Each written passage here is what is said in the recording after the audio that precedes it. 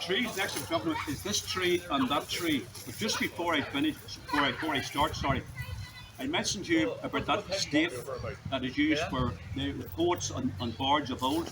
So I think it's important that I do 3 versions of a small poem that was wrote by George William Russell from Lurgan, a renowned poet and artist and agriculturist, just about everything.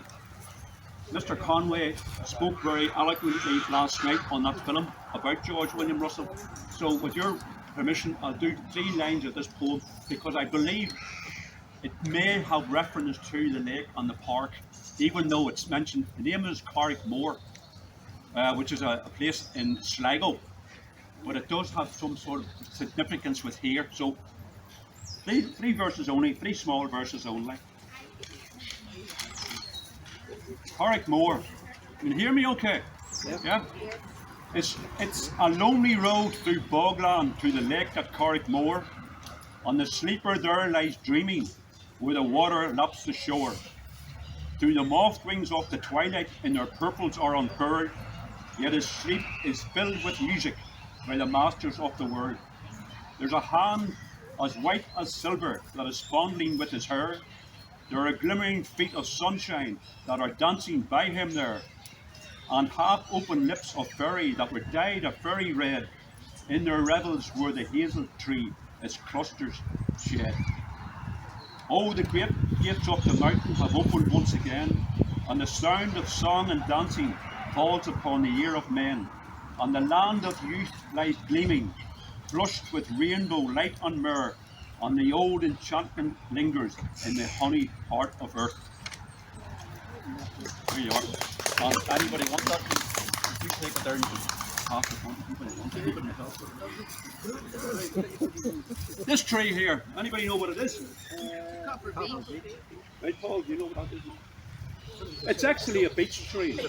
I have the leaves in here, but this particular tree is actually a copper beech tree.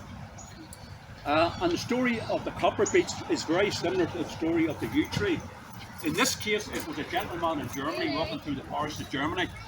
I believe it was late 17th century. And as he passed by a tree, a branch was slightly different colour to the rest of the branches. So he realised, he must have been a very learned gentleman, because he realised straight away it was a sport. A sport is when a branch of another tree or a rose bush changes from its parent plant or parent tree. So he took some cuttings, and all of a sudden, just like the Paxus hibernica, you had the copper beech all over the world now, just by these learned gentlemen, which is wonderful. Now the beech themselves, I have this in my hair here for a reason. I'll come to it in a wee second. The word for beech and the word for book in ancient Saxony, which was also Celtic, is exactly the same word.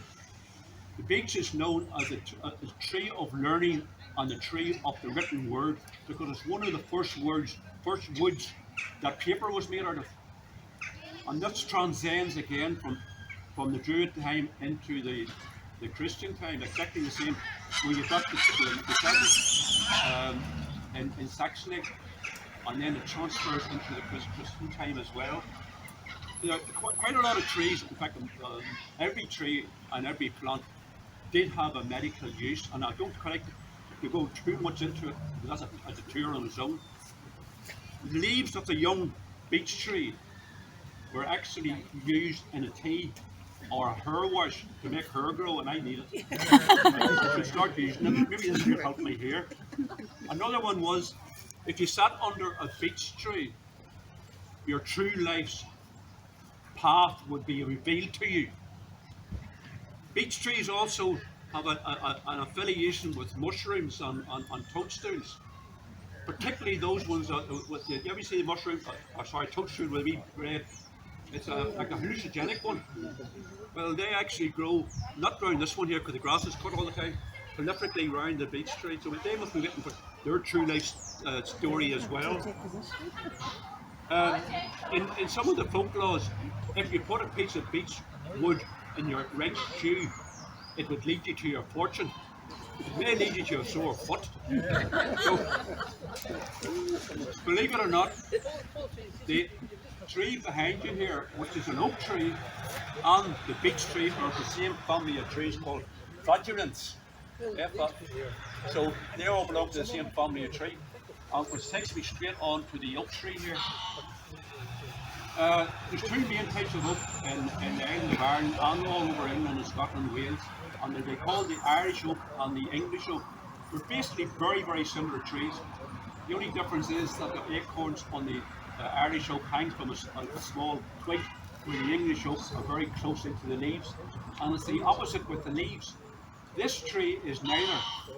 This tree is, I believe, a Turkish tree, because we have quite a number of different oak trees in there. But they all have one thing in common: they're all huge, they're all majestic. And it was believed that the great protectors of the people all over Northern Europe and probably North America as well lived in the great oak. For instance, in Norway, Sweden, Finland, it was Thor. He lived in the great oak. Uh, in Greece, it was Hermes, and in Rome, it was the god of war, of course, Mars. We had our own here. It was Tyrannus. So he lived in the oak tree. And whenever I read these things up and do cross-checking, I don't know what sort of sense of humour I have. I says that whenever Tyrannus was growing up, climbing up this tree, his mother probably told him, "Get out of that tree before you hurt yourself." But that's maybe, it's just, the area here we're standing in used to be, as you know, the ground, the domain of the Brownlows. Back in the 17th century, whenever the Brownlows came to this area, the area was actually called Brownlow Derry. Strange name to call it. This is this is why it is. The ancient name for the oak tree is Dur, D-U-I-R, and the modern name for the oak tree, taken from Dur, is Derry.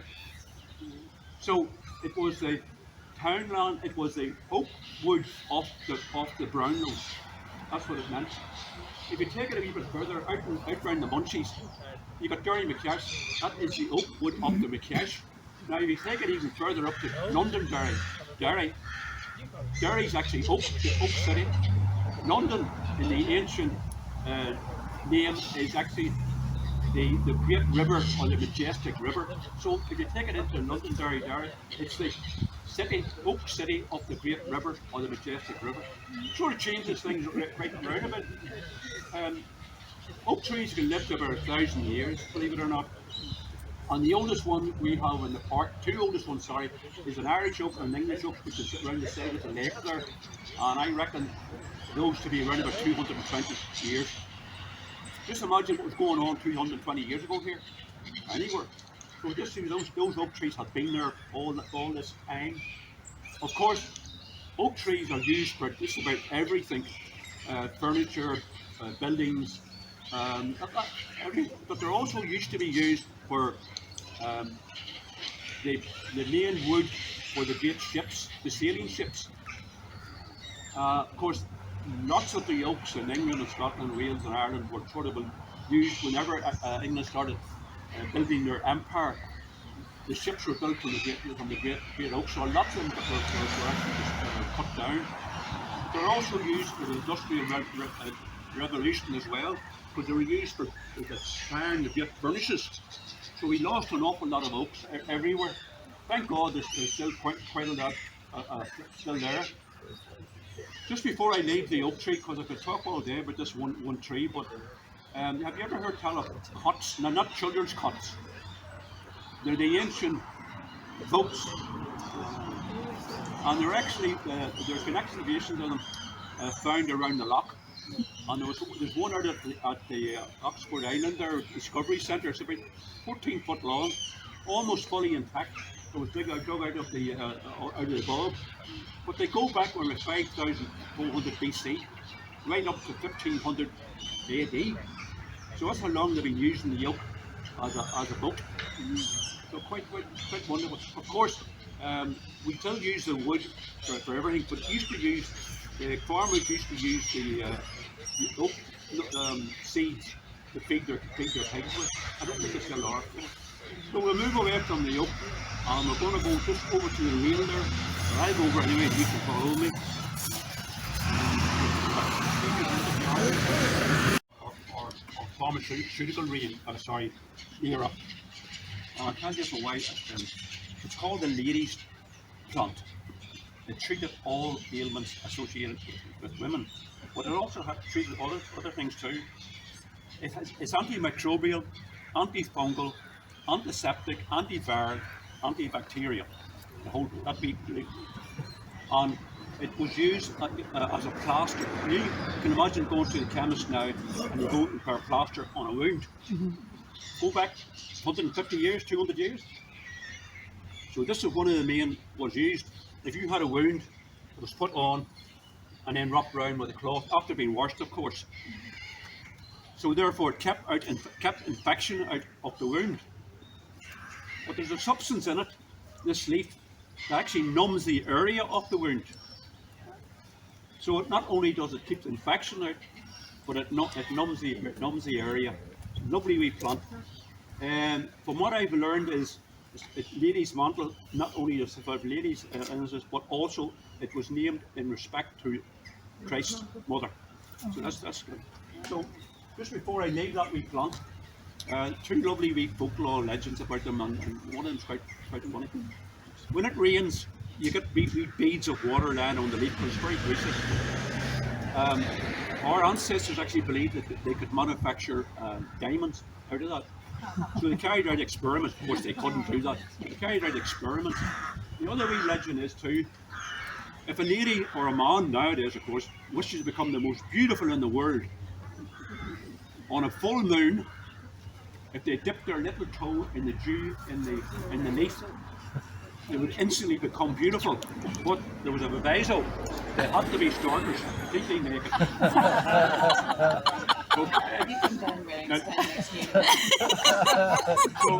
I done about 4 different checks in this year to make sure. No, Jim. You're going to have to slip off now. Yeah, you're going to have to do that now, Jim. Yeah. Can you hear me? I wonder what Druid thought that up. On what Look after tree yourself. was he God hiding bless you. behind? Look after yourself. So Are you going? I have And to also, go. when I'm the meeting next at full 3 moon? o'clock. Okay.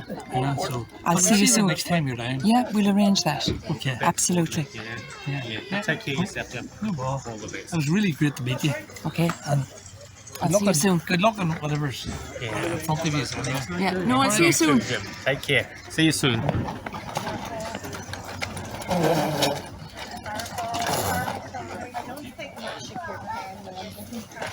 It's called a white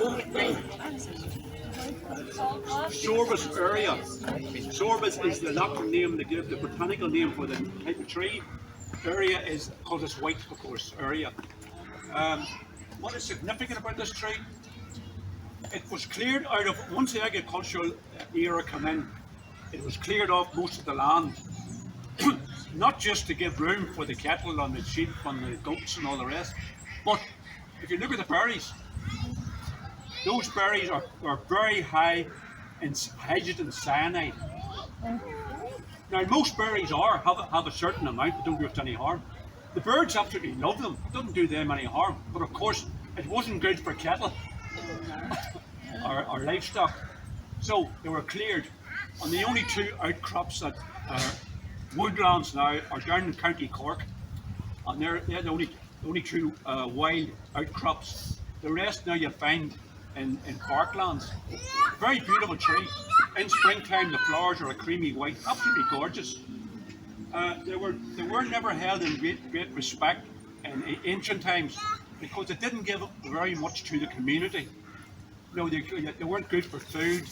They weren't good. The wood is pretty white, which is okay, but they were sort of relegated to the lower ranks of trees. The wood, let's say, is white, and it was used in the old spinning wheels as cogs prior to the Bronze Age and on the Iron Age, because it's very, very hard and white, and it's also used, of course, in the looms as well. The tree absorbs toxins. One of the best trees for absorbing toxins. The problem is the reason why it's not grew along roadway is the berries falling on the ground, and of course the cars got over them and the place was terrible. So that's the white bean. Quite a beautiful tree. Quite a lot of different types. There's Scottish white bean, Welsh white bean, English white bean, and so on and so on. I believe this is an Irish one. The only way you can tell the difference is the serrations around the leaf. So that's the white bean. So we're moving on. Briefly talk about this tree. Let the rest and catch up.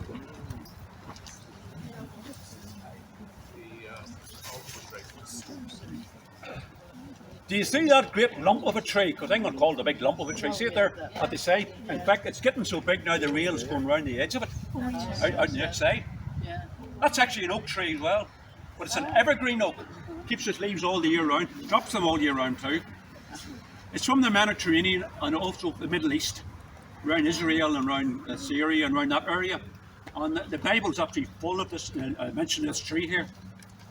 But what's interesting is about it as well, it's also known as a holly tree because the leaves are very similar to a holly leaf.